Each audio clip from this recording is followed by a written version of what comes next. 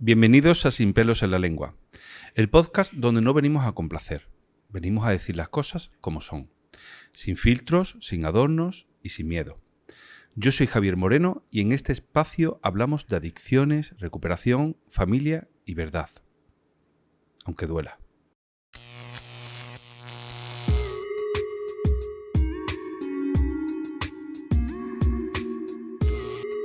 Hoy os traigo a una invitada, siempre digo de que es una invitada muy especial.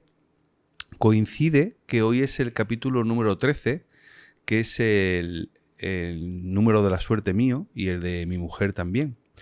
Entonces hoy me enfrento al podcast que para mí sin duda se supone que debe ser el más difícil, porque es con mi mujer con quien voy a tener hoy el podcast, que además creo que puede que sea la primera vez que vemos un podcast sobre adicciones en el cual el entrevistador, el adicto, el experto en adicciones, el intervencionista familiar, es el mismo, el que está aquí sentado, el que soy yo en este caso, y que entrevista a su mujer como coadicta, como enferma coadicta, y bueno, para que nos cuente un poquito también cómo ella ha vivido la adicción y que también ayude a otros coadictos.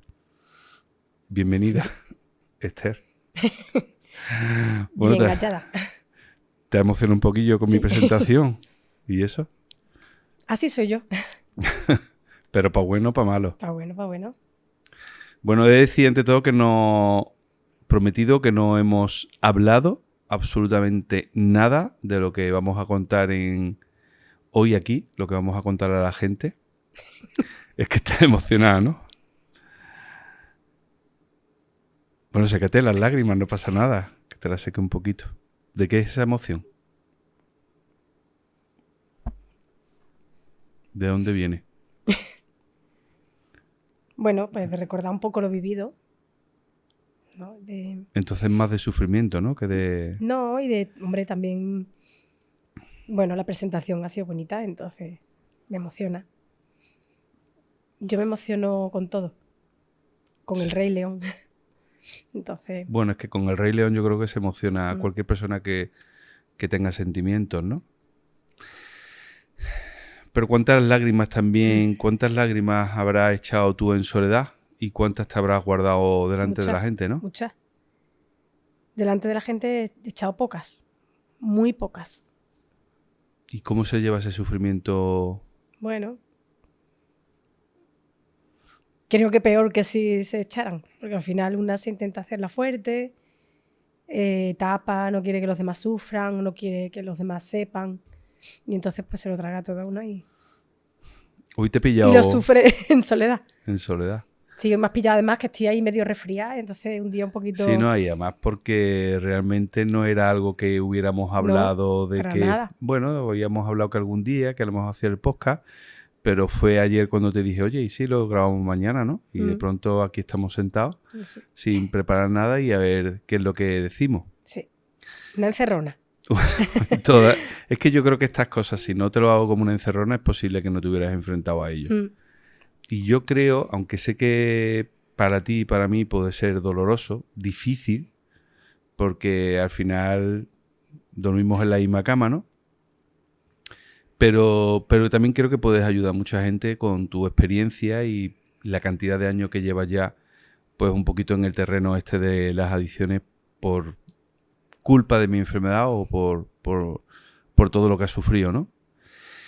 Yo quería primero preguntarte, bueno, nosotros nos conocimos, llevamos ya pues desde los 18 años, ¿no? Tenemos desde a día de hoy... Desde el 92, pues 33 años. Eso es, 33 años, 92, tuvimos 6 años de novio y llevamos de casado 27, si no me equivoco, hicimos en mayo, ¿no? Prueba superada. Prueba superada. Digo por acordarte de los años. Bien, bien. No me lo he preparado, ¿eh? Es que lo sé, ¿eh? Es verdad que fue el día 9 de mayo. Sí, además no se me olvidará porque fueron 3 años lo que estuve detrás tuya para poder conseguirte. Todavía te lo he hecho en cara de vez en cuando. Sí, sí. 3 añitos. Pero al final los adictos somos ahí donde se ve un poquito la compulsividad. Te conseguí. No sé cómo. Si lo hubiera llegas tú a saber, ¿no? Lo que te esperaba, el camino de... Bueno, no todo ha sido malo. Ya. Ha ¿Cómo, habido cosas buenas. porque, bueno, yo ya he contado muchas veces que mi droga estrella es el alcohol, ¿no? Aunque ella consumió otras sustancias como la cocaína en alguna ocasión. Pero es verdad que no era diario, pero cíclicamente el alcohol sí estaba más en nuestras vidas, ¿no? Mm. Y que yo siempre buscaba un poco, ¿no? Que cualquier cosa que tuviéramos de fin de semana o por mi trabajo, Sí, la el- oportunidad. eso es la oportunidad. ¿Cuándo tú, desde esos 18 años que empezamos a salir juntos, qué raro hacerte la entrevista, ¿eh? ¿Cuándo tú detectas que hay un problema en casa? Que algo ocurre. Eh, es verdad que durante el tiempo del periodo que estuvimos de novio, la cosa estaba como más camuflada, porque nosotros tampoco éramos de salir mucho. A lo mejor en los últimos tiempos sí salíamos más con otras parejas y demás. Pero estuvo como más camuflado. O sea, el detonante, digamos, es pues la primera vez que tú ya tomas otra sustancia, ¿no?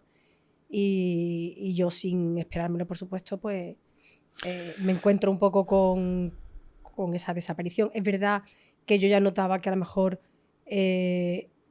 bebías más que los demás o te afectaba más que a los demás, porque a lo mejor decía, bueno, pero en realidad se ha tomado lo mismo que otra persona, ¿no? Pero no sé si porque tú te lo cargabas más en ese entonces, creo que todavía no, pero a ti te afectaba más. Y después yo siempre decía así un poco en plan broma, porque claro, uno no sabe la magnitud del tema. Y entonces yo decía, como siempre éramos los primeros en llegar y los últimos en irnos, como que si íbamos, yo qué sé, pues a una comunión, siempre teníamos que estar hasta el final, aunque no fuera de alguien muy allegado, o una boda o cualquier otro evento. Ujú. Sí, pero por ejemplo, yo me pongo en fotos que nosotros hemos mirado y cuando nos casamos, yo estaba delgadito, los dos éramos más jóvenes, porque éramos más jóvenes, nos casamos a los 20 y pocos años, ¿no? Creo, ¿no? Sí. Pues Tú 24 y yo 23 entonces fuimos para 24. padres de nuestra querida hija Laura cuando llevamos un año de casados, fuimos rápidos también. Eh, pero cuando nos casamos los dos, todavía creo que no había tocado fondo, evidentemente, y tenía un consumo social, no sé si por encima, tampoco lo recuerdo, por encima de los demás o no. Pero antes de probar incluso la cocaína, sí es cierto que yo ya estaba mucho más hinchado, estaba Manchado. muy gordo, y Mm. eso era del consumo de alcohol. Claro, sí, porque yo creo que todo empezó así un poquito a desmadrarse cuando te hiciste empresario, ¿no? Y entonces, pues, siempre además tú te excusabas con que es que también como que los negocios se hacían en las comidas, en la sobremesa, ¿no? Tú siempre decías eso. Ahí fue cuando ya empezaste a lo mejor pues a beber más de la cuenta. Recuerdo, bueno, momentos puntuales de estar en el negocio nuestro y que te trajeran del bar donde desayunábamos algunos días, que te traían la copa, ¿no? A ti y bueno, pues a otros más que estaban contigo, que también eran trabajadores, ¿no? Y claro, eso al final, yo creo que no sé si es producto de la coadición o es producto de, no sé, a lo mejor de lo ingenua que era, pero lo terminas normalizando y no le das tampoco más importancia. Y algún día que a lo mejor ves que bebe más y le dices, oye, que estás bebiendo más, pero es como los demás que están con él también lo están haciendo, ¿no? Entonces, hasta que no se desencadena ya en episodios, pues eso, de faltar de casa, de no coger el teléfono, de cosas así, pues como que uno no le da la importancia que tiene, ¿no? Es cierto bueno, que haciendo un poco de memoria, antes de tú consumir otra sustancia, es cierto que yo con nuestra hija muy pequeñita de pocos meses, yo me he ido de una reunión y tú te has quedado a tarde, o sea, no a lo mejor eran las 3 de la mañana, pero sí podían ser las 12 con una niña muy pequeña de muy pocos meses que estaba tomando el pecho y está llorando, llorando, llorando toda la cena y venga, vámonos. Y al final cuando nos vamos ahí, no, es que nos van a invitar a una copa y al final yo coger a mi niña con su carro y irme yo al solo al coche y irme yo, además en una zona que no era una zona demasiado buena, ¿no? Como para ir una niña, o sea, una niña, digo una niña porque yo era una niña con 25 años, con una cría de meses sola a sacarla del capazo, meterla en el coche, desarmar el carro, ¿no? Y eso es cierto que fue antes de... O sea, que muchas veces le echamos solo la culpa a las sustancias que supuestamente son más duras, ¿no? Pero que con el alcohol también te hace daño. Evidentemente, en situaciones de ese tipo, estabas enfadada Claro. y pues ahí lo tienes, ¿no? O sea, que algo que está tan normalizado y con un consumo de una bebida, de una droga legal, ¿no? Como es el alcohol, ¿no? Y que está tan normalizada, pero yo priorizaba Claro. esa invitación a esas copas o lo que sea, lo priorizaba a irme con mi bebé, con nuestra bebé recién nacida, y a dejarte tú que te fueras sola, ¿no? Que me imagino, yo no me acuerdo muy bien, la verdad, pero me imagino que me darías bastante caña, ¿no? Bueno, pero ¿sabes lo que pasa? Que al final llega a ese nivel de manipulación que como con las personas que estaban eran personas, bueno, pues cercanas a nosotros, que no eran desconocidos, que no eran gente que acababas de conocer, y al final es como que te daban a ti la razón y yo era la que no lo estaba haciendo bien, porque me iba y te dejaba a ti allí, porque no me quedaba yo allí con mi bebé. Entonces como que al final le das un poco la vuelta a la tortilla y es que fíjate, hasta fulanito decía que, ¿sabes? Sí, Que hay que ver a la mujer, lo que ¿no? sí es cierto que yo recuerdo, tanto en tu caso, pensando en ti, ¿no? Cosas de este tipo, ¿no? Que ocurrían, ¿no? Como incluso por gente que no bebía, que erais uno aburrido. Claro. Y yo creo que el Yo sé resto que de la hay gente... gente que incluso me decía, es que a mí dice fulanita, no voy a nombrar a nadie, pero bueno, a lo mejor aquí se dan por aludido a algunos, que cómo podías estar tú conmigo, ¿no? Que yo era una aburrida. O sea, yo es verdad que a mí me cambió, yo siempre he sido una persona no extrovertida, porque yo siempre he sido introvertida, pero siempre he sido en mi grupo de amigos bueno, pues del instituto y demás, siempre he sido un poco la que organizaba las cosas, o sea, me considero que no he sido una líder, pero que tampoco he sido una persona, o sea, creo que destacaba pues porque yo me gustaba, pues, ¿no? Juntar a los amigos, hacer cosas juntos, organizar, ¿no? Yo era muy organizadora. Las paellas de la Universidad Laboral, que es donde hemos estudiado, pues yo era la que organizaba, igual hacía la paella, que hacía la sangría, que iba a comprar, que no sé qué, que organizábamos para recaudar fondos una fiesta a lo mejor en algún local y yo colaboraba la primera y buscaba el local y yo estaba en la barra, o sea que yo he sido como muy activa, pero es cierto que como que mi personalidad fue menguando, ¿no? Fue haciéndose pequeñita a tu lado. Es como que yo fui poquito a poco haciéndome como muy pequeñita y como que noto que perdí mi esencia, ¿no? De la Esther anterior a conocer a... Diríamos que la enfermedad de la coadicción comenzó a aparecer en tu vida. Sí. Porque hay mucha gente que no entiende que el coadicto enferma al lado del adicto y que esta es una enfermedad familiar. Entonces, si quería en esta parte quedarme un poquito, ¿vale? Porque antes has dicho lo de, ¿no? Quizás le hemos dado más importancia cuando aparece la cocaína, que ahora después hablaremos un poco de ella, pero yo por eso te he sacado, ¿no? Que estaba más hinchado, que estaba más gordo, que es verdad que se normaliza por ser una droga social, pero yo sí recuerdo en muchas ocasiones, cuando todavía no había probado otro tipo de sustancia, y tú sí me decías, aparte de venga, vámonos, oye, bebe más que los demás, oye, no te das cuenta que tú te pillas la borrachera y el resto no tiene, ¿no? A lo mejor alguna ocasión concreta alguien se emborrachaba, pero mío... Sí, pero es verdad que como sí. que tú destacabas, ¿no? En ese sentido, incluso, o sea, yo pasaba vergüenza ajena, ¿no? Porque era como... o sea, yo notaba de cara, ¿no? a los amigos con los que estábamos en ese momento, como además que eso yo lo hablaba contigo muchas veces, como que se reían de ti, no contigo. O sea, como que tú eras el ¿sabes? Payaso. Exactamente, tú eras el punto de El ¿no? bufón. Efectivamente. Y yo lo permitía, además. Claro. Porque... Es como que tú no te hacías respetar y entonces se reían de ti, tú eras, o sea, siempre, y tú nunca ponías un límite, ¿no? Tú nunca has sabido poner límite a los amigos, ni a nadie, ¿no? Ni a los clientes, ni a nadie en general, ¿no? En tu vida.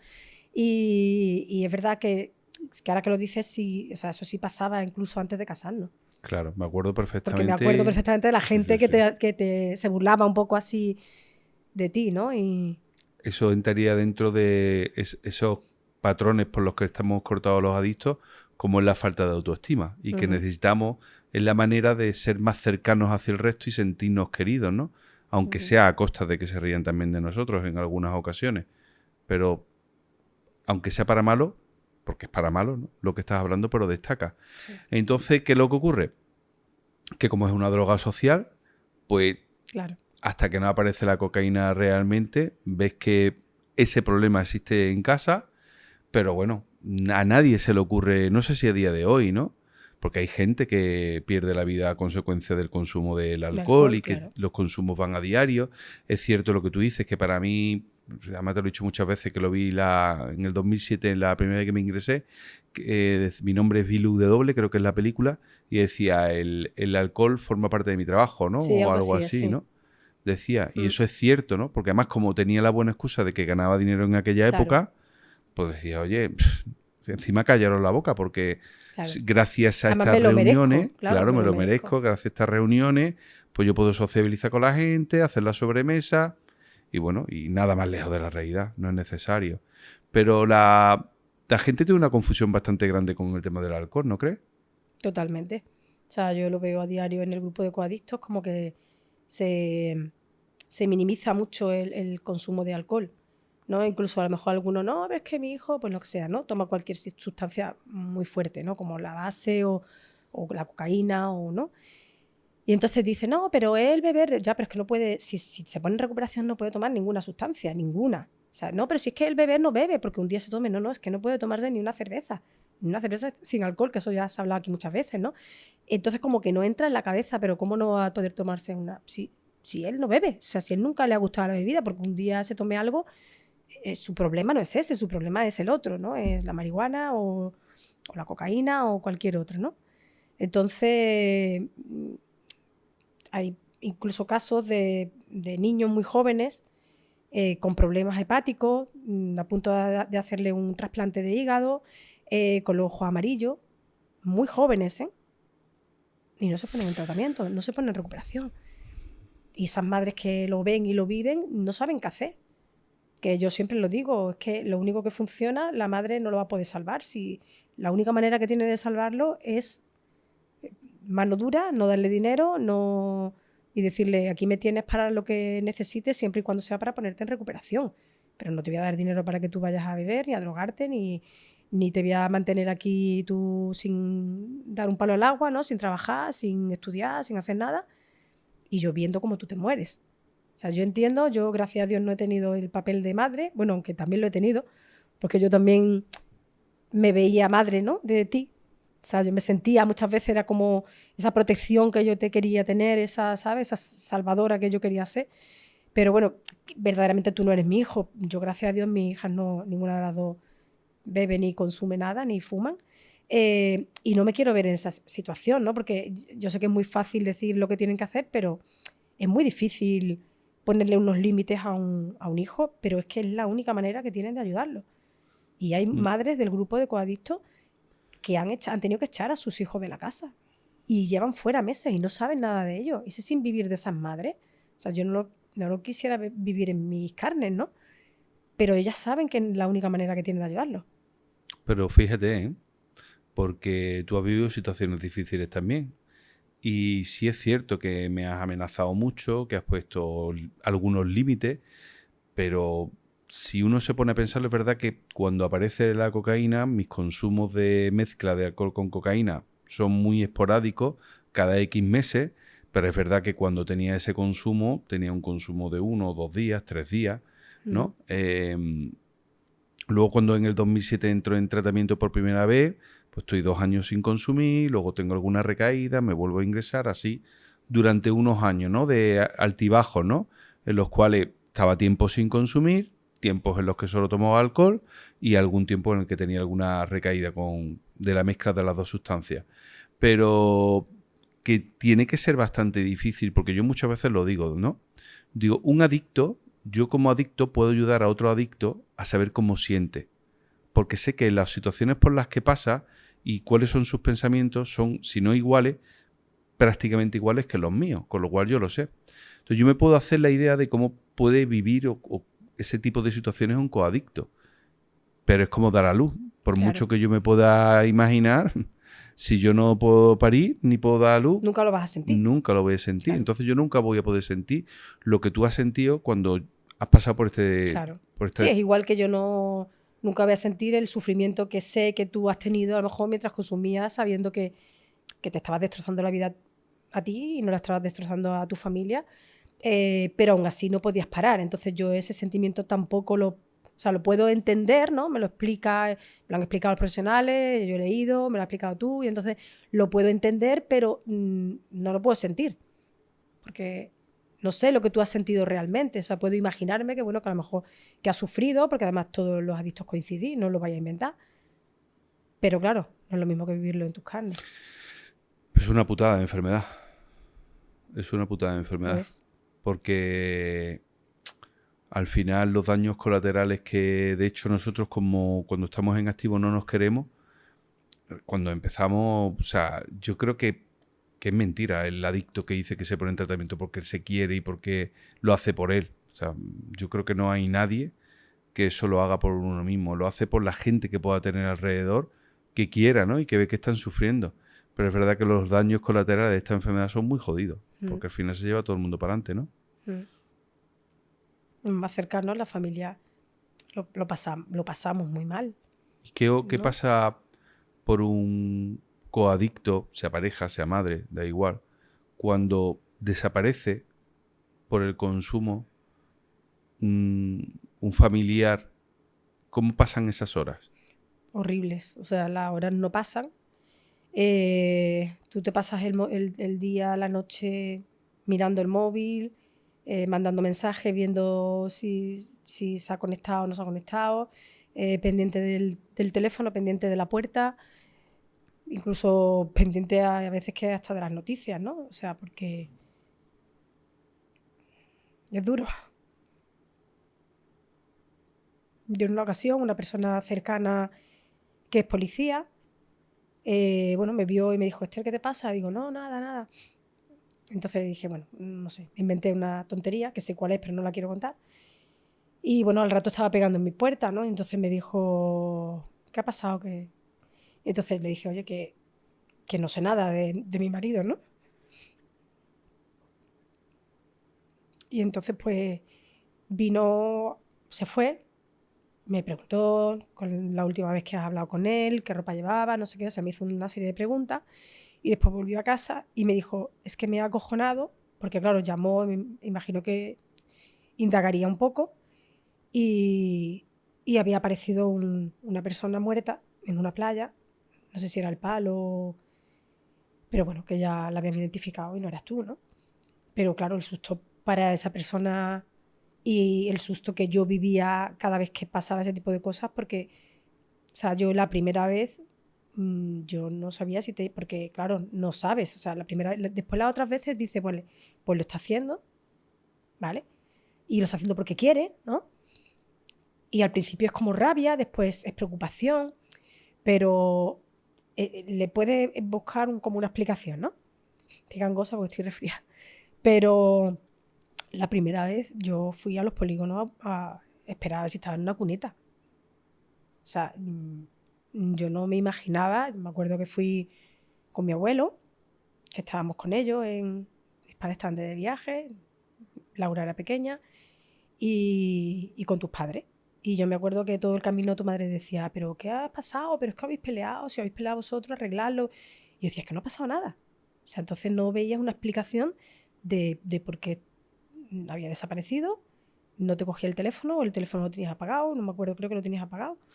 Y no te encontrábamos por ninguna parte. Y nos fuimos a los polígonos a ver si estabas en una cuneta, que te habían robado, que te habían pegado un palo, que te habías estrellado con el coche. O sea, nunca piensas que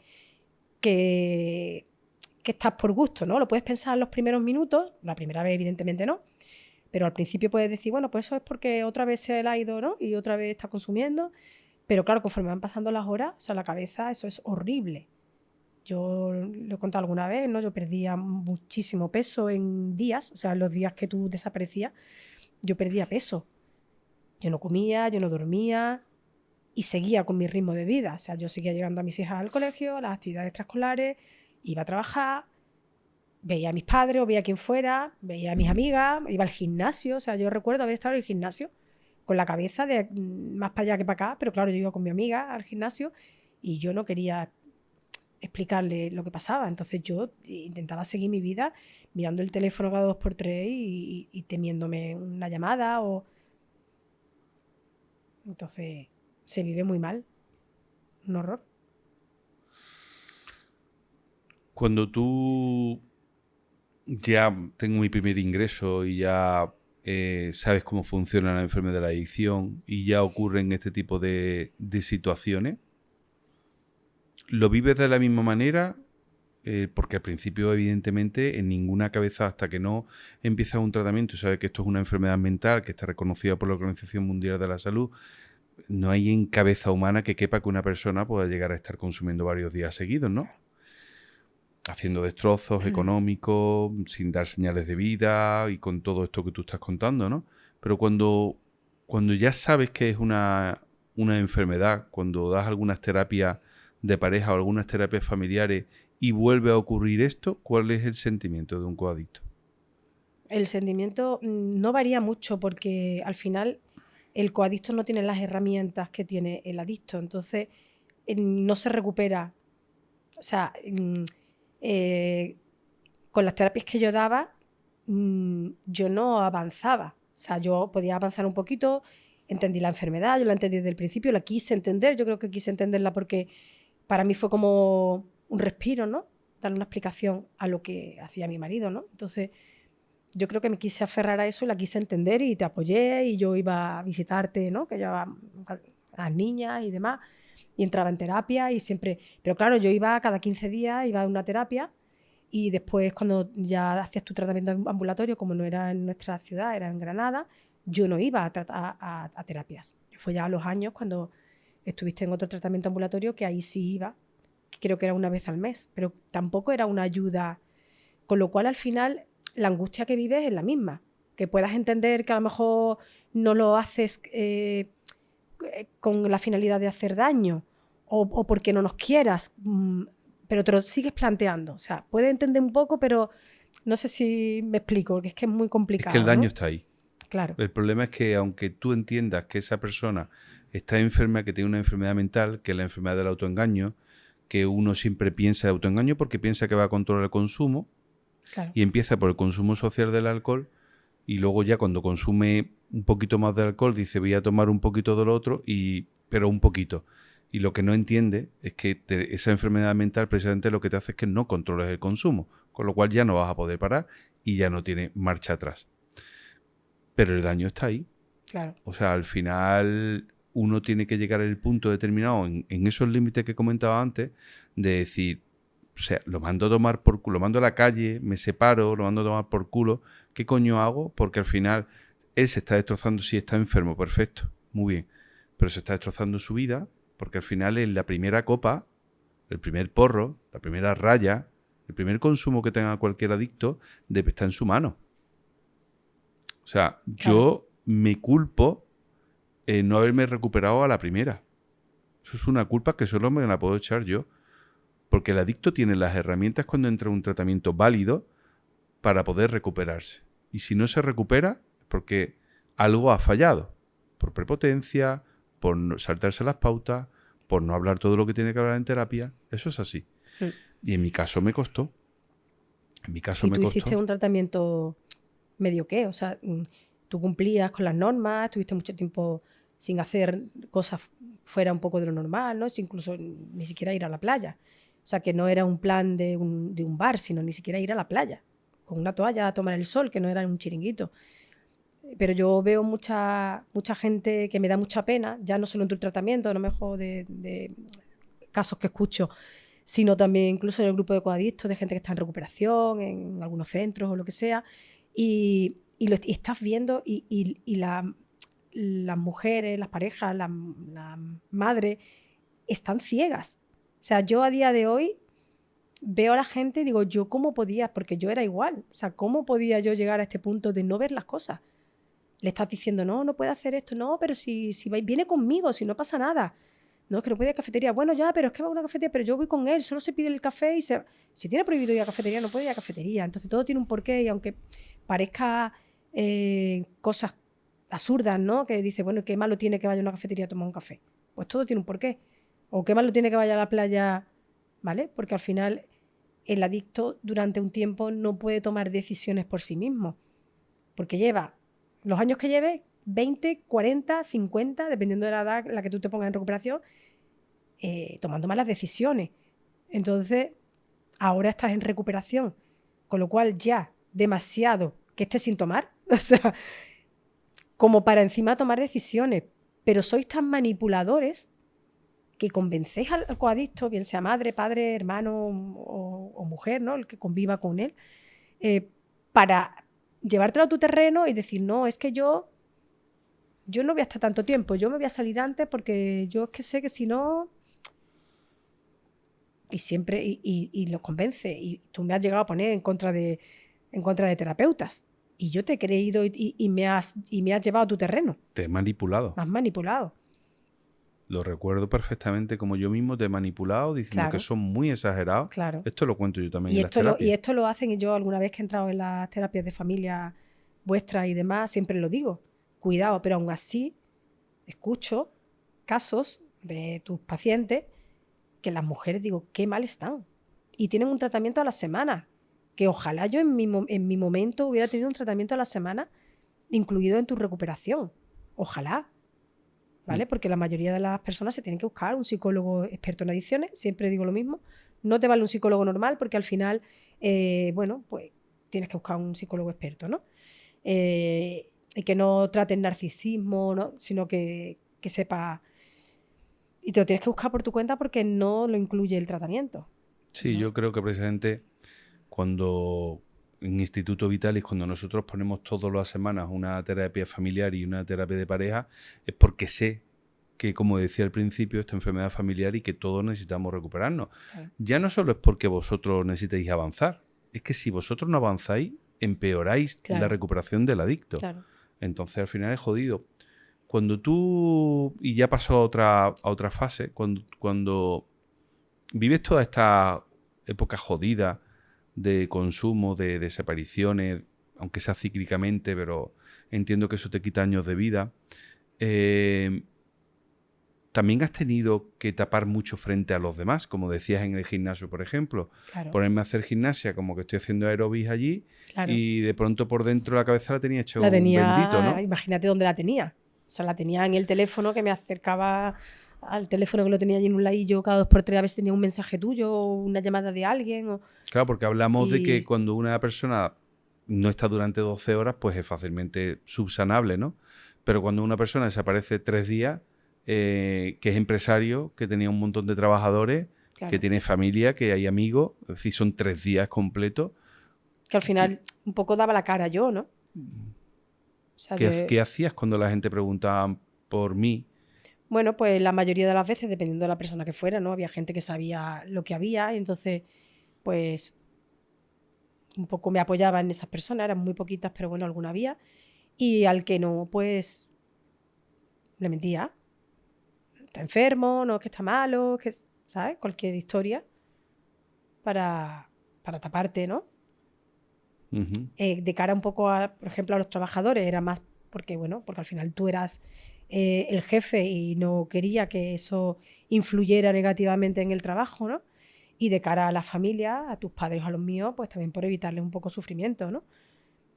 Y las niñas, por supuestísimo, o sea, por encima de todo, ¿no? Eso era lo siguiente. Y el tema de las niñas, porque estamos hablando que eran, es verdad que eran muy jovencitas. Claro, cuando eran muy pequeñas y entonces, bueno, pues me decían, ¿y papá? Y yo le decía, no, es que se ha ido muy temprano a trabajar. Claro, ya a lo mejor se acostaban y bueno, pues no había llegado todavía, no pasaba nada. Pero claro, el día siguiente si se levantaban, ¿dónde está papá? No, se ha ido ya a trabajar. Bueno, pues ya sigue en su rutina, su colegio, no sé qué, no sé cuánto. Y a lo mejor llegaba la noche, no, ya mismo viene. Venga, acostaros, ¿vale? Y entonces, pues así la he podido ir toreando. Yo no sé si Laura, que está por aquí, puede decir si en algún momento ya sospechó algo o no, o se creía las mentirijillas que yo les decía para un poco protegerla. No sé, hay veces a día de hoy me culpo y digo, a lo mejor no tenía que haberlas tenido en esta burbuja y haberlas... Yo lo hice con toda la mejor intención, porque al final los coadictos hacemos muchas cosas muy mal hechas que perjudicamos, como tú bien has dicho, la recuperación del adicto o fomentamos el consumo incluso, ¿no? Pero yo digo que es que lo hacemos como buenamente sabemos o podemos, porque nadie nos ha enseñado. O sea, es como cuando una es madre, nadie le enseña a ser madre, ¿no? Son cosas que al final uno tiene que ir aprendiendo y yo, pues, a lo mejor el taparte, el no decir a tus padres, por ejemplo, cuando yo me enteré, que es verdad que yo no me enteré cuando pasó, o sea, me enteré en mucho tiempo de por qué pasaban esas cosas. Porque tú eras, no sé lo que me ha pasado, pero no me contaste la verdad. Y yo en mi cabeza era como yo estaba en los mundos de Yuppie. O sea, yo era como, yo no me podía imaginar en la vida que es que tú te hubieras metido otra sustancia. Entonces, yo era como que respetaba un poco y decía, bueno, cuando él le quiera contar a su familia y a la mía cuál es realmente el problema, pues que lo cuente, pero como que yo no quería, no sé, tomarme esa libertad y contarlo yo. Pensaba que no debía hacerlo y probablemente me equivoqué, porque creo que me equivocaba en muchas cosas. Pero no sabía de otra manera. Bueno. Y no tenía tampoco una persona de confianza en la que yo pudiera, digamos, desahogarme y contarle todo y que me diera... Al final, aunque lo hubiera tenido, con las pocas personas a lo mejor que lo podía intentar, ¿no? Que tenía más... Pero como la respuesta de esas personas era... O sea, no entienden la enfermedad y era... Estás tonta, lo que tienes que hacer es dejarlo, es que no sé cuánto, ¿cómo aguantas eso? Yo no lo aguantaría, te juzgan, ¿no? Por aguantar ese tipo de cosas. Pero claro, al final te tienes que ver la piel de un coadicto. Pues yo a día de hoy lo veo y digo, ¿cómo es posible esta chica tan joven? ¿Cómo aguanta esto, no? ¿Cómo aguanta, pues, a lo mejor, malos modales, que yo, gracias a Dios, no los tuve, ¿no? Por tu parte. Pero sí lo veo, ¿no? En niñas muy jóvenes, de malos modales, de escupirles, de hablarles mal. Y digo, pero ¿a ti te merece la pena? ¿Cómo es posible? Digo, es que no lo puedo entender. Pero en el fondo sí lo entiendo. Porque yo no llegué a esos límites, porque gracias a Dios tú no tenías estos comportamientos, ni esas malas palabras, ni conmigo ni con nuestras niñas, ¿no? Porque por supuesto mis hijas hubieran ido por delante de todo. Pero bueno, al final también es un daño que estás haciendo, creo que a todos, no solo a mí. Porque aunque ellas no lo vivieran, no supieran exactamente lo que pasaba, pero ellas sufrían esos daños colaterales también. Claro. La soledad es muy mala, ¿no? Mucho. Perdón. Mucho. Una cosa que yo notaba, me lo dijo una vez un familiar tuyo que quiero muchísimo, y me dijo, cuando él se aleja de mí, es porque dice, yo lo conozco tan bien que cuando se aleja de mí es porque no está haciendo las cosas bien. Y era totalmente cierto. Tú te alejaste o sea, tú te hiciste un nuevo círculo de personas, falsas amistades, ¿no? Y te alejaste de la gente de verdad, de la gente que de verdad nos quiere nos quería y yo creo que nos sigue queriendo, ¿no? Te alejaste. O sea, tú te hiciste, es como un círculo nuevo, ¿no? Unas amistades nuevas, porque eran amistades de consumo, que te seguían a ti, ¿no? De una u otra forma, pues una barbacoa o una salida, o que tampoco nosotros no salíamos de fiesta por la noche. O sea, me refiero a las amistades, digamos, familiares en común, no a las que tú te buscaras un día que salías tú a tomar algo en plan trabajo y que después acababas con el primero que conocías, ¿no? Claro. Entonces... Al final yo creo que todos los adictos realmente esto ocurre, ¿no? Esto es un... Perdón, que es que también yo estoy saliendo de una bronquitis. Yo creo que esto es común, ¿no? De que el adicto al final se separa de las buenas amistades, de las buenas relaciones, Claro. Y se acerca a lo que más... Claro. Además, cuando tú tienes una persona que te quiere y que mira por ti y ve el problema y digamos, te lleva a la contraria, ¿no? O te riñe o demás, pues claro, tú te sobra. Te sobraba yo. No te va a sobrar este familiar, ¿no? Te sobraba. Porque tú lo que menos quieres es escuchar algo que no quieres escuchar. Es la realidad, pero no la quieres escuchar. Entonces, bastante que ya la estás escuchando de tu mujer, como para encima tener un apoyo de otra persona que te está diciendo lo mismo. O sea, te está diciendo, vas mal, no hagas esto, no te estás dando cuenta, pero, ¿sabes? Las consecuencias que puede tener, en fin. Claro. Entonces, Porque cuando además de las personas que conocían los consumos que yo tenía y a ti te podían decir cosas encima de lo que podías hacer bien o mal, en este caso entiendo que también es jodido. claro. Claro, porque hay gente que te aconseja. Evidentemente, cuando te aconseja, te intentan aconsejar lo mejor posible mirando por mí, ¿no? Porque me ven sufrir, porque me ven que yo lo estoy pasando mal, y entonces lo que quieren es sal de ahí, ¿sabes? Y bueno, este tío que se busque la habichuela, pero lo puede hacer una vez, pero una y otra y otra. Entonces, claro, pero porque no entienden. Porque al final, si no tienes a alguien muy cercano que tenga esta enfermedad, es muy difícil de entender. Yo no la entendía antes de tenerte a ti. Pero es que incluso cercano, porque tú sabes que tenemos un amigo común, que yo lo quiero como un hermano, de hecho nos llamamos hermanos, y es verdad que ya no, pero en épocas mías de recuperación y tal y demás, acuérdate que él siempre me decía, pero tú te tomas, te Claro, vienes conmigo, te tomas una cerveza conmigo, una copa conmigo, y luego claro, yo te dejo en tu casa y incluso en épocas de consumo lo hacíamos en alguna ocasión, y yo claro. me iba con él y Claro, luego pero me el, dejaba el en la problema casa. es que, claro, él cumplía con su palabra. De los pocos, o el único, te puedo decir. Pero claro, es que el problema no estaba en que tú un día te tomaras lo que sea con él, 2 copas, 4, y que después no te fueras.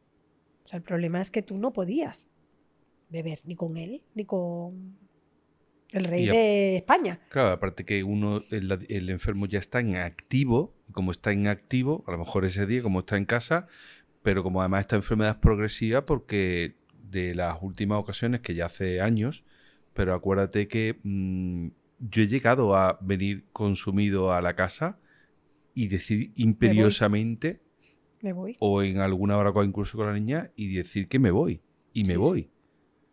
sí, sí. Eso es de las cosas más duras, creo yo. O sea, yo creo que eso para mí ha sido más duro que el que, bueno, que tú fueras un día a comer o lo que sea y que al final te liaras y no vinieras. O sea, el hecho de salir de casa y decir es que me voy, es que me voy, es que me voy, y yo llorando y por favor no te vayas, y incluso una de las veces Laura fue detrás tuya y por favor papá y por favor, y que te diera igual. O sea, es muy difícil de entender eso. O sea, eso tú lo cuentas y es muy difícil, pero bueno, Fíjate, de hecho, que acabo de decir que te diera igual. No es que me diera igual, claro. es que no me Es quedaba que estaba otra. por encima de Claro, todo. pero fíjate, ¿eh? Claro, O sea, al final, claro. Y yo que eh, tengo una conciencia, creo que bueno, que tengo medio conciencia, ¿no? pero es que es Pues el muy que no tiene jodido. nada de conciencia, imagínate lo que piensa.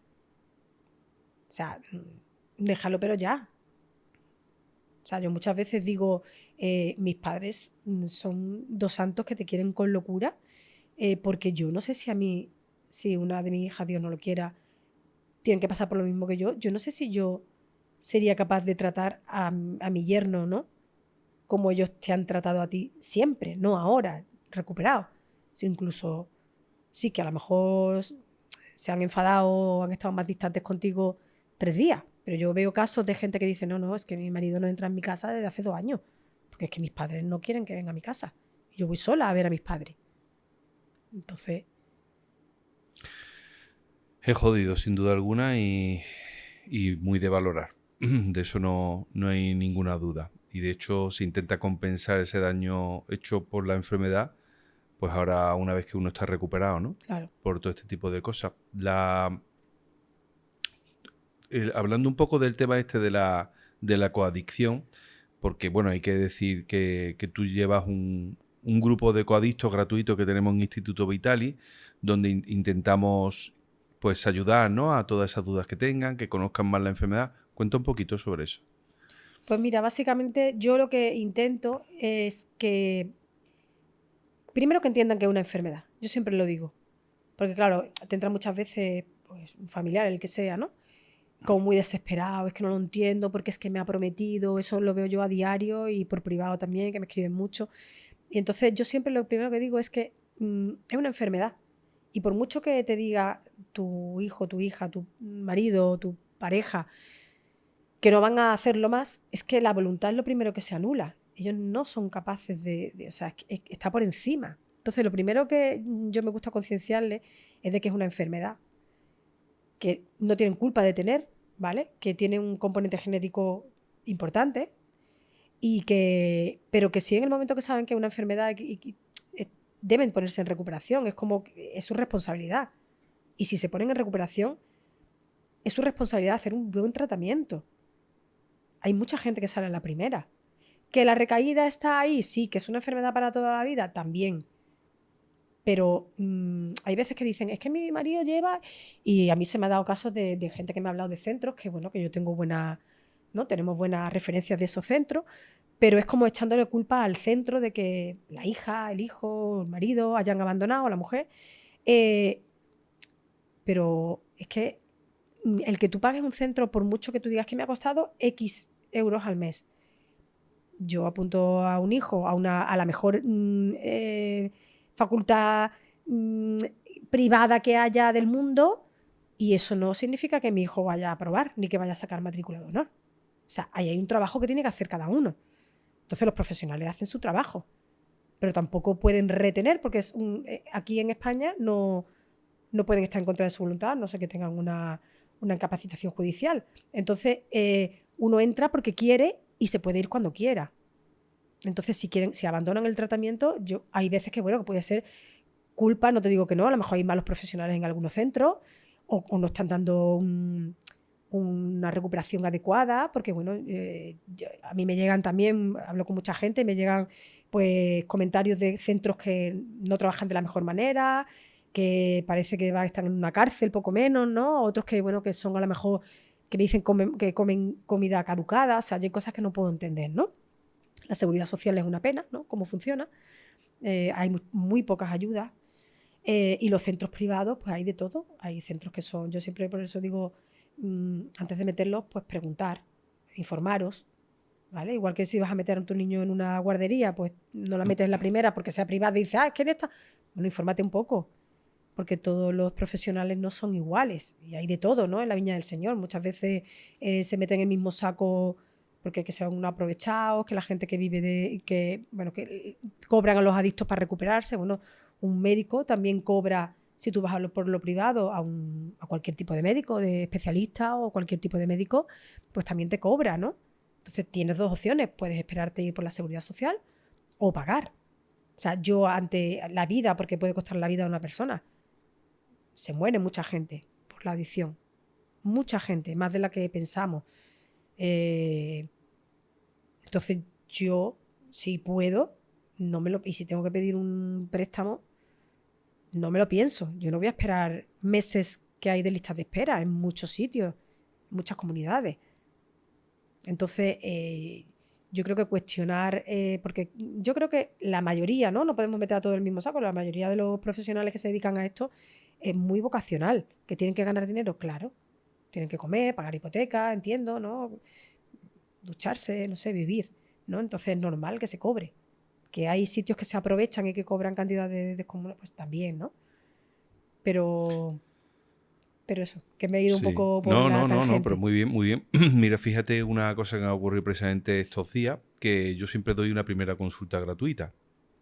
Y me tiré una media hora hablando con una familia, me contaron del hijo y tal, y luego me dijeron, oye, pues vamos a intentar, que mi hijo parece que ha pedido ayuda para que hable contigo. Y digo, bueno, pues esto sería una sesión y es tanto dinero, ¿no? En principio no me ponen pega. Y el hijo, por lo visto, pone pega porque dice que es que se cobra esa sesión. Digo, claro. Y el camello también le cobra. Digo, y si vas al médico te cobra. Y los psicólogos que ha ido, que hasta el momento no le ha servido de nada, también le han cobrado. Mucho más, además, de hecho, de lo que era la sesión. Y claro, la mujer ha terminado dándome absolutamente toda la razón. Y sobre todo, el tema de lo de la salud, porque es que es un poco lo mismo. Quiero decir, es que la gente se muere con esta enfermedad. Entonces no le damos la importancia. Somos capaces de gastarnos un dinero en unas vacaciones o en comer por ahí o en tal, y no somos, hablo de manera generalizada, pero específico para los que le ocurre, ¿no? No somos capaces de, cuando una persona se está jugando la vida, porque yo creo que la gente no es consciente de que por el alcohol se puede ir una persona de esta vida, o por los porros, de quedar para un psiquiátrico para toda la vida, o que por la cocaína pueda tener una sobredosis. Yo creo que no soy consciente de que eso va a pasar en casa. Hasta que pasa. Claro, hasta que pasa. Y Muchas entonces veces dice, ¿cuál es el precio de ve esto, uno no? esas cosas y piensa que solo pasan en la tele, en las películas, ¿no? En las noticias, y que nunca te va a pasar a ti. Las cosas pasan.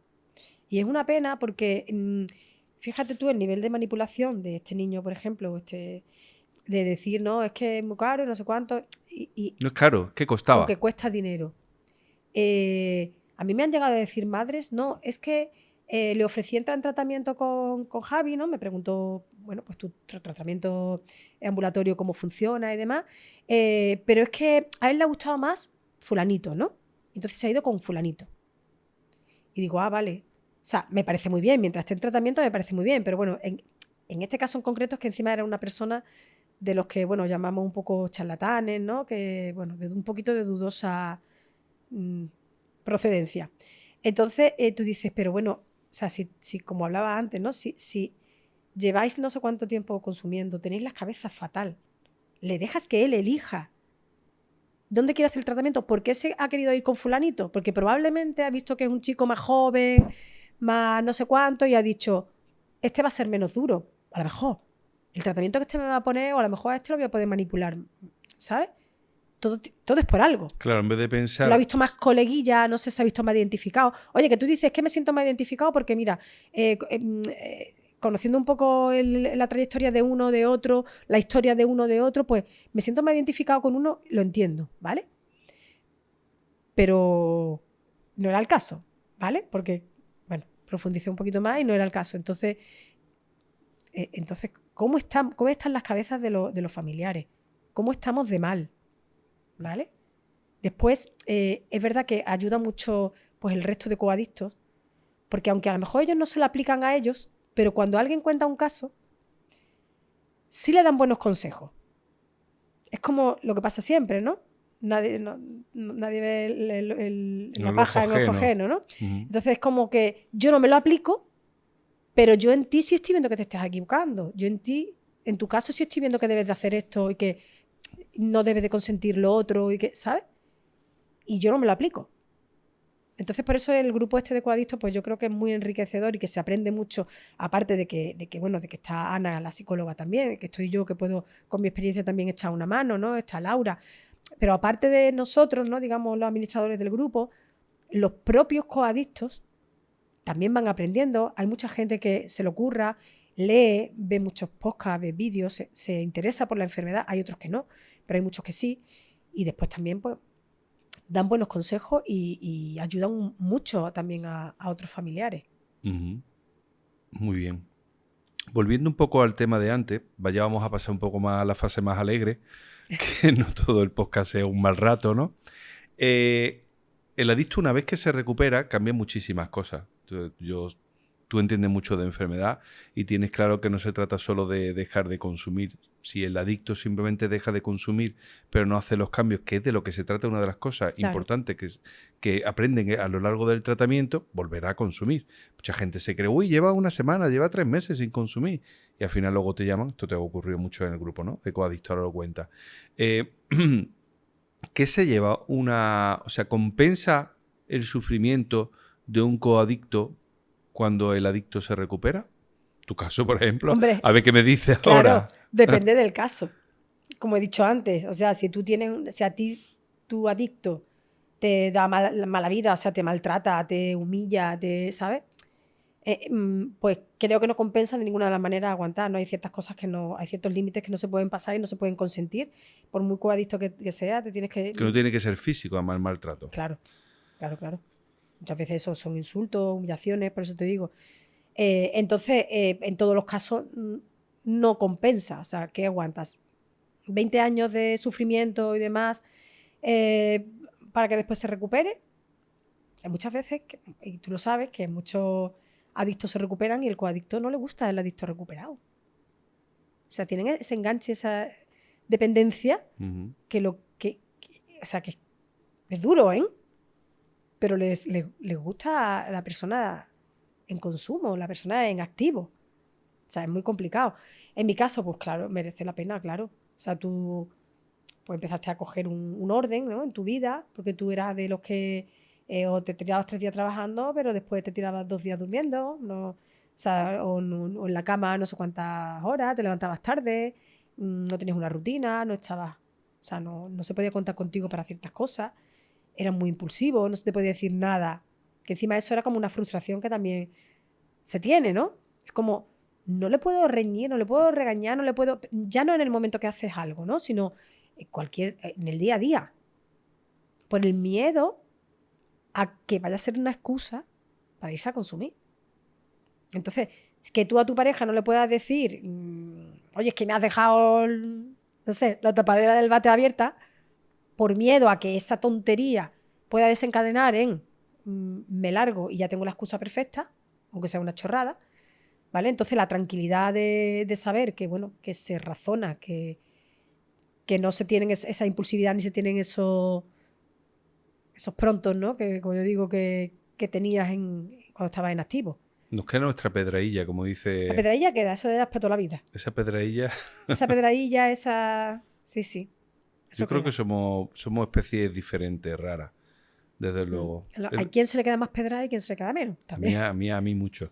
No. Tú tienes un punto de infantilismo o algo así, ¿no? Bueno, es que dicen que además, y esto es cierto, y dependiendo del consumo de qué sustancia y de la todo, edad también. claro que no desarrollas cognitivamente determinadas partes del cerebro, sensoriales y demás, y es verdad que tenemos también luego que desarrollarnos en ese... Claro. O sea, esto ocurre. Claro. Y sobre todo, ya digo, depende de la sustancia y de la época en la que tú hayas empezado a consumir. Fíjate que ahora que dice eso me acuerdo de que Laura, ¿no? Que es nuestra hija mayor. No hablo de María porque María ha vivido la etapa de más pequeña y bueno, aunque también se ha puesto muy seria contigo porque no quería que tomara cerveza siquiera ni nada, pero recuerdo, Laura, de que me dijera en una ocasión, ¿no? Que ella notaba como que ella tenía que ser la que cuidaba de ti en vez de tú de ella, ¿vale? Era un momento que estabais los dos solos en casa, no estaba yo ni estaba María, y entonces era como, no le corresponde a una niña cuidar de su padre. O incluso a lo mejor en algún evento, en alguna, no sé, feria o alguna cosa así, de que a lo mejor ellas ya sintieran esa vergüenza de ver cómo está su padre. ¿Sabes? Total. O sea, fíjate el punto de, pues eso, de falta de, ¿no? de conciencia y de madurez, ¿no? De que tu hija llegue a decir eso. Que no sé si te lo ha dicho a ti en alguna ocasión, pero a mí sí me lo dijo en su momento, hace ya tiempo, muchos años. Bueno, yo si me lo ha dicho no lo recuerdo, pero vamos, que sentirlo se siente y evidentemente es así, porque... Vamos. Porque la preocupación, un episodio que yo creo que contaste tú en alguna ocasión, ¿no? De que estaba cuando ya estudiaba fuera de aquí de Málaga y que tú estabas allí solo con ella, y entonces te fuiste y la preocupación esa que yo vivía, ¿sabes? Y que yo he vivido tantos años y ellas no han vivido, la vivió ella en primera persona. Entonces es como, esto tendría que ser al revés, o sea, que yo me voy de marcha y mi padre o mi madre, ¿no? Están preocupados por mí, no les cojo el teléfono. Entonces que eso sea al revés, que sea un hijo el que esté preocupado por un padre. Es que, sinceramente, hoy que estoy recordando tantas cosas con Yo es que había cosas que tenía ya guardadas. Claro, y hace mucho que no hablo de ciertas cosas. Volvemos a revivir y realmente ahora contando este episodio, por ejemplo, en Madrid, ¿no? Y es que es una puta mierda. O sea, esta enfermedad... o sea, cómo te autoengaña, cómo cree que vas a controlar el consumo, aprovechar la oportunidad, ¿no? En esa ocasión fue porque como ella iba por la tarde a estudiar, digo, pues me voy, me tomo algo y me vuelvo. Claro, pero... Y estaba completamente convencido que cenaba con ella, con toda la ilusión del mundo. Y una mierda para mí. Nada más lejos de la realidad. Pues al final pasó lo que la enfermedad quiso que pasara, ¿no? Entonces, bueno, esto es jodido. Te quería preguntar también el coadicto, ¿crees que su recuperación es importante cuando ya pide ayuda? O sea, ya hemos hablado de que nosotros tenemos terapeutas a la semana y demás, pero bueno, no en todos los sitios ocurre. ¿Crees que es importante? Mucho. O sea, para el coadicto en particular, por supuestísimo. para poder avanzar como persona y ya tú tomar también la decisión de si tú quieres seguir al lado de esta persona, si te merece la pena, si esa persona está o no está en recuperación, o si tienes que soltar. Pero tienes que estar preparado para ambas cosas. Y las herramientas que coge un coadicto en las terapias para nosotros son precisamente para eso. Pues para poder tomar decisiones por uno mismo sin pensar, es que si yo dejo a esta persona, ¿y si se muere? ¿Y si le pasa algo? Eso te ha pasado a ti también. Claro, va a caer sobre mi conciencia. Es que a lo mejor después mi hija me reprochan el día de mañana, es que a papá le ha pasado esto porque tú lo dejaste. O a mí. O sea, que no hace falta ni que nadie me lo reprochara. Yo misma sé que me lo iba a reprochar. Lo has dejado tirado. O sea, no has hecho lo suficiente, ¿no? Por mucho que hiciera, era como que nunca... Claro, pero eso es el síndrome de la salvadora o el salvador que tenemos todos, ¿no? Los coadictos. Entonces es importantísimo. Y también es muy importante, si tú decides que tú vas a seguir adelante con esta persona y luchas y ves que esta persona está en recuperación, para también ayudarlo en su recuperación. Porque si tú no entiendes nada de esto, puedes hacer cosas que les vengan mal. Puedes entrar en discusión, puedes entrar en pases de factura, que no es el momento, ¿vale? Lo que yo te estoy haciendo ahora, que te estoy recordando cosas, al final son pases de factura. Pero cuando un adicto está en recuperación, no es el momento de reprocharle. Es que ayer no sé cuánto, es que hace 3 meses no sé qué.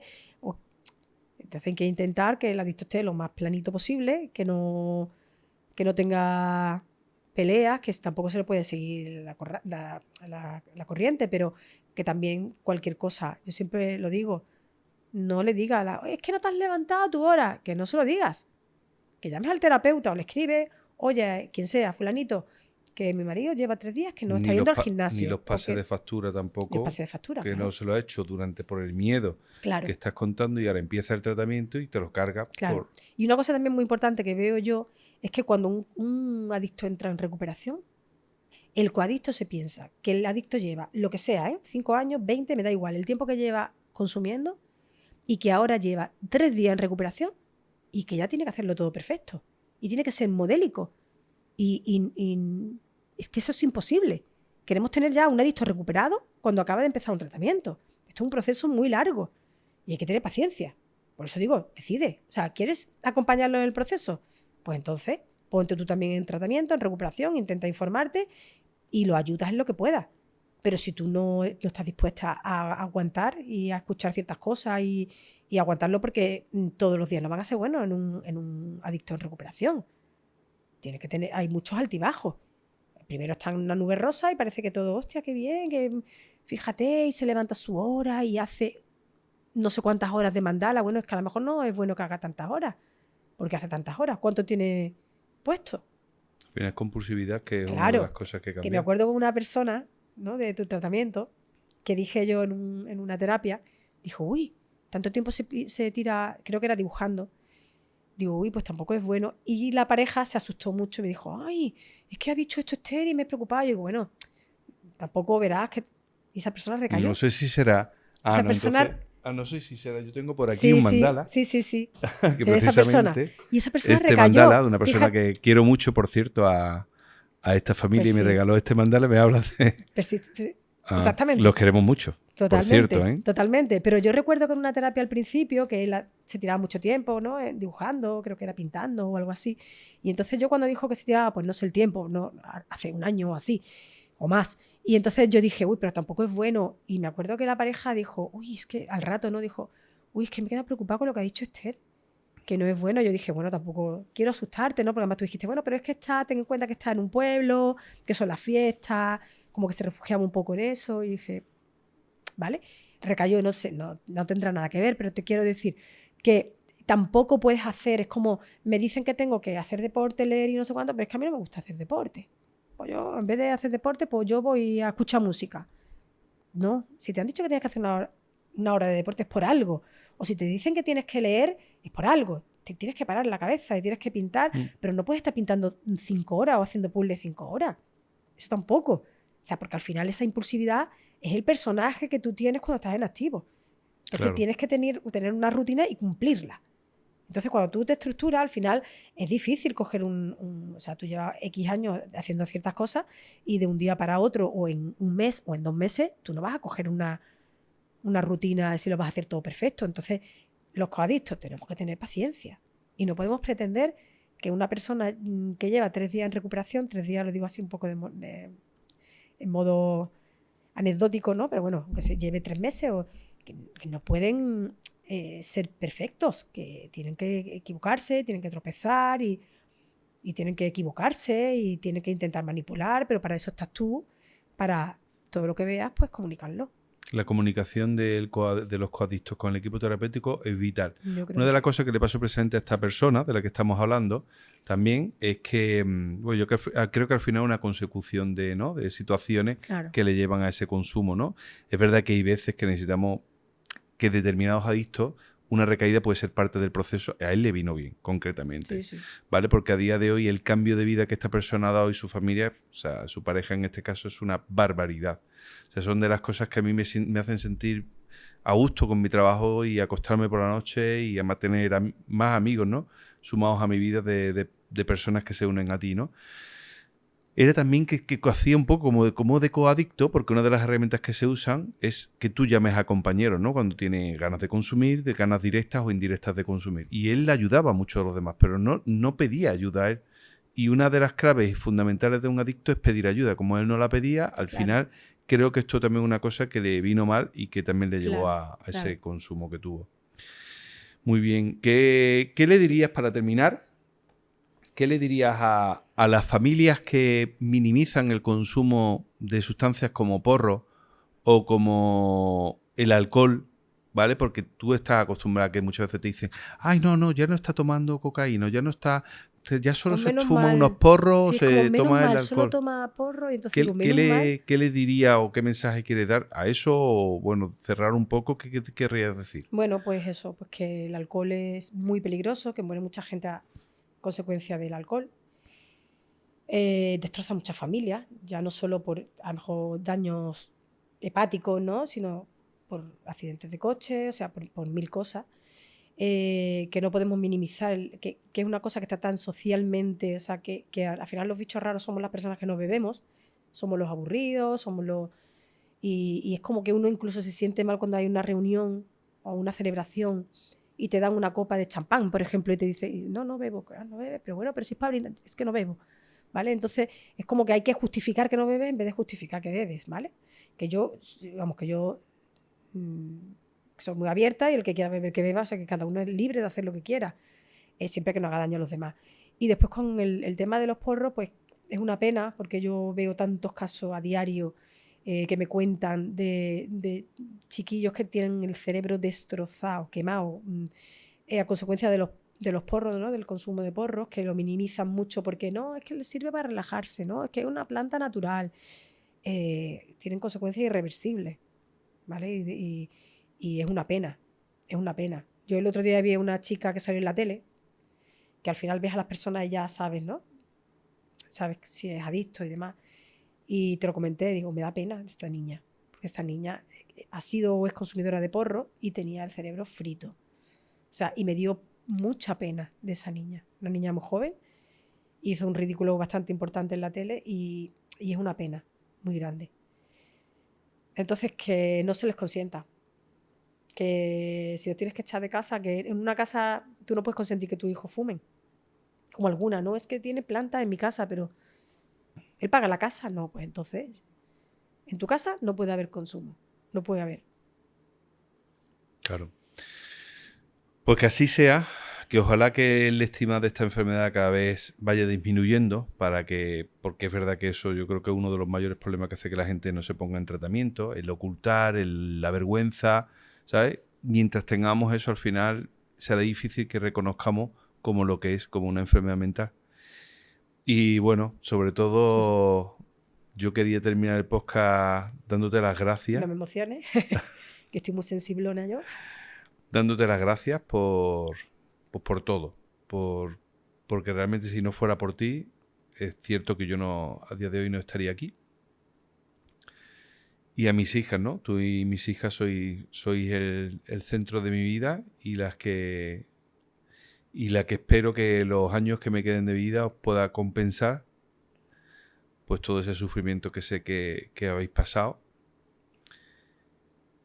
Que desde luego si hay un ángel de la guarda, ese sin duda eres tú. Que gracias. Y me da un besito.